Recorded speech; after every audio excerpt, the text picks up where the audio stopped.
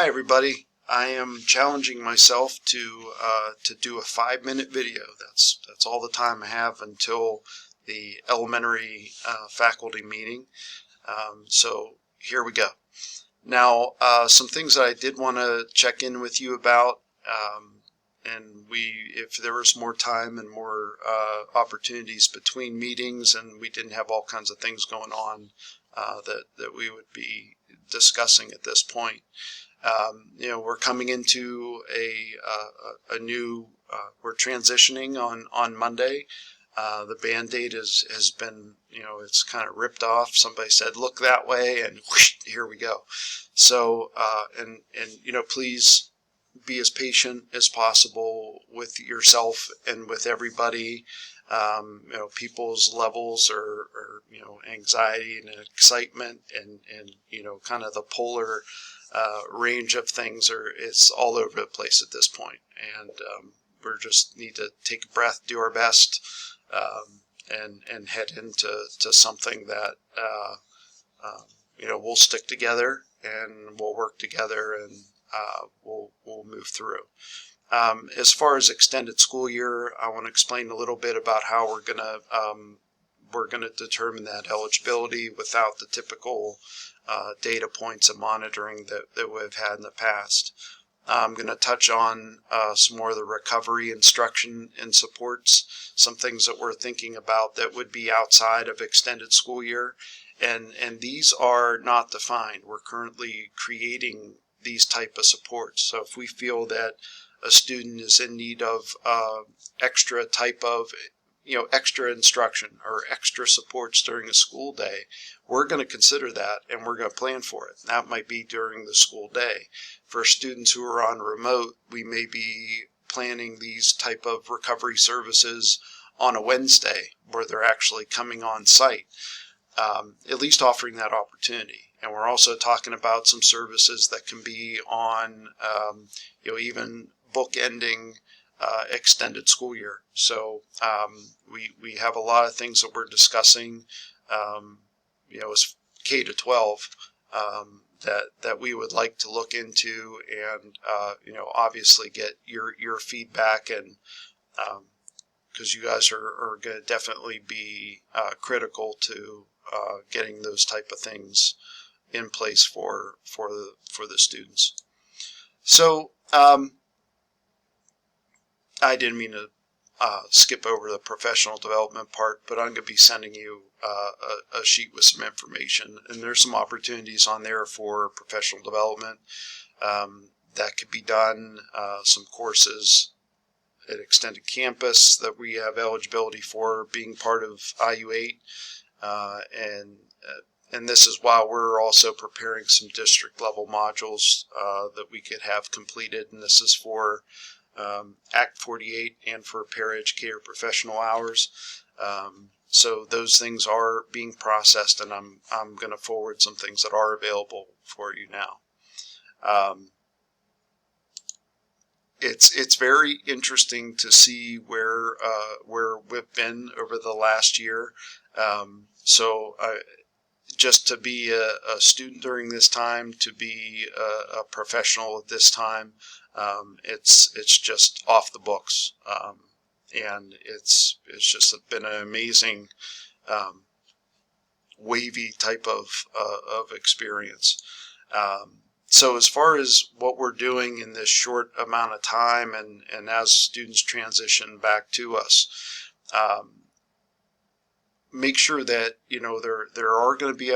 there is a higher percentage of students who are remaining full remote right now, and that may some students and families may become more comfortable as time goes on, but we're going to have to continue our efforts to make sure that we provide those opportunities for those students, and it's definitely a tough type of thing, but I think that the board of directors and the principals have advocated for that type of planning and that time on Wednesdays, and I thought that was very it's a very generous type of respectful opportunity that they've given us to do that. Keep your eye out for students that may have vulnerabilities. Maybe students who are coming to school sick, or they're around, they're talking about being sick. All those type of mitigation and precautionary types of things that we want to do our best to keep those things as controlled as possible and follow every precaution possible. Let me skip down here to extended school year, and I'm not doing too good on time here. I have to hurry. But extended school year is going to have to do with, we're going to identify our target kids from the past, the students who have had extended school year, that benefit from extended school year in maintaining those skills. Let's identify those students first. And we want to keep the same proportionality. We have to do our best to keep out of our planning things that were out of our control, and those things being mandatory school closure and pandemic mitigation. Those are things that we're going to concentrate on some recovery services for, which I'll refer to on the next slide.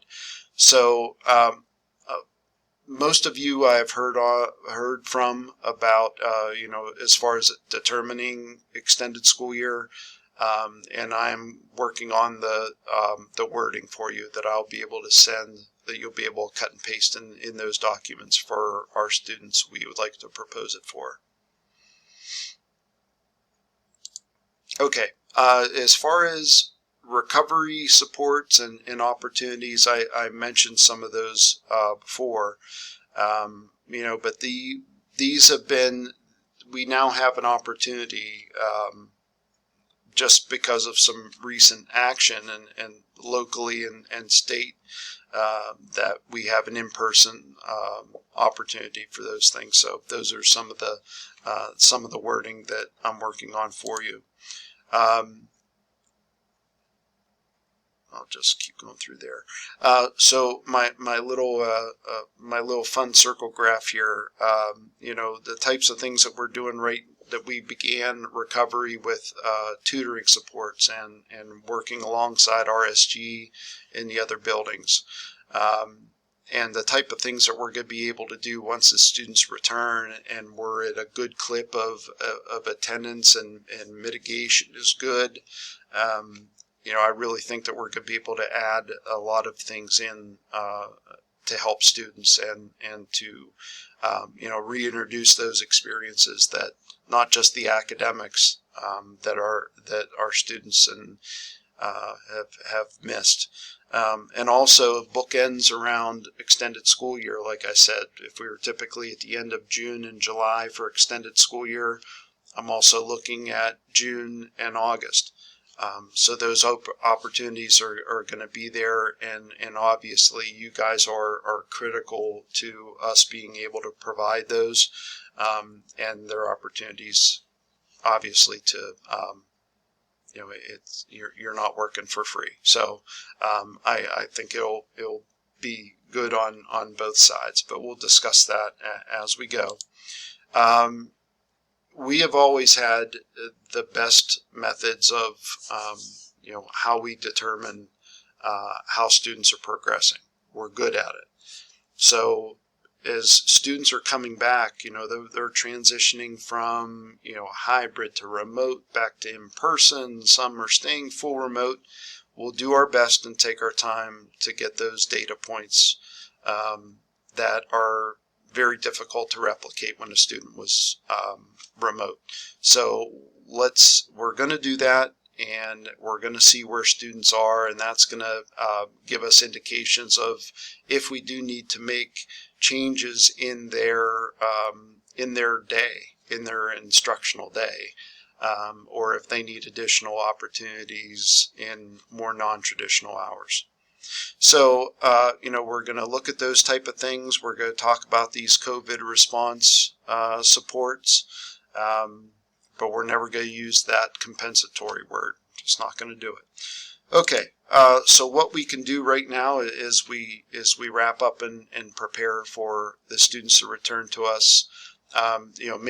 Building back those relationships with families, with kids, establishing that communication, and it's sometimes it's going to be rocky at times, but like I said, we just keep going. We're honest, we're patient, and we'll move forward and support each other.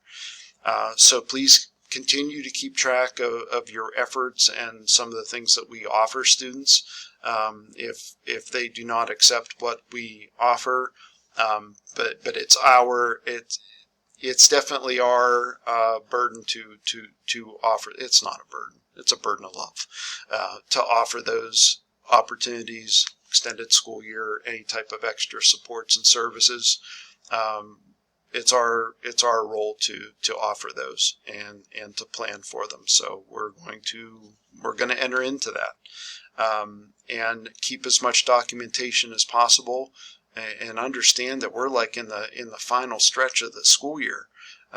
So there's going to be some kids worried about that. We have some seniors that we have to take care of and get hooked up with agencies, and things are going to be moving along pretty quickly. So just to close things up and get you guys ready for your next meeting and planning, let's please stick together on this thing. We're all in a really opportune position to do some really good things, and to be safe. And I know that there are things that are not within our control, but planning and having that that positive mindset. I'm talking to myself. Having that positive mindset coming into things. So if you guys have any questions, please email. Give us a call, and I will see many of you at the elementary meeting in about 3 minutes. All right, guys, take care.